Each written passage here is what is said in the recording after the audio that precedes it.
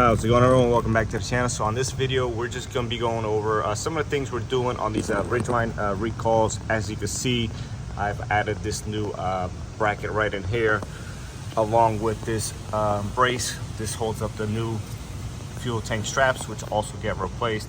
On mine, the mounting points were completely missing, and the guy had made his own and drilled into here and bolted them into here. Also, we add these new threads at the top just to keep the subframe from bouncing around and attaching to here. So essentially what's holding this all together is these two new bolts that we added after passing a punching test, which it did.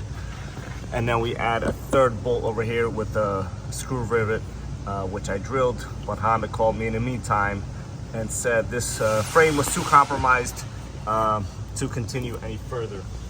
So, and the reason they called it was because of this side. You can see I made this hole right in here, but right after that you can see the severity of the rust, and they're essentially saying that this repair is no longer a permanent or a long-term fix due to the severity of the rust in that area.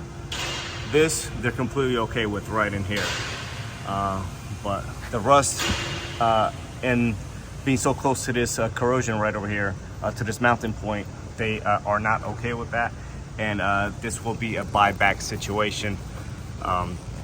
Regardless, I think this is a band-aid fix. Obviously the rust is spreading like wildfire on these cars. You can see the whole rocker panel, even the pinch weld right over here.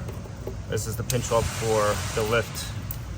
So this floor has been swept multiple times since I started on the car, and I just swept it, you know, just to avoid some slipping. This is essentially what the guy had holding up the frame, one on each side, right around this area.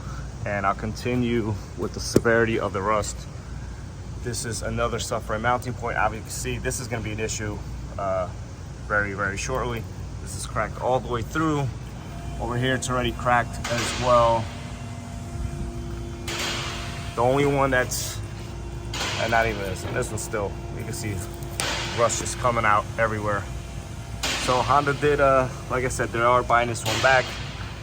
Even the ones that are okay, there's already an extensive amount of rust. We're doing some stuff to, and their, I guess, argument, prevent any further rust, but I think that all this is just a band-aid, honestly. But I was surprised how strong this actually made it, to be honest.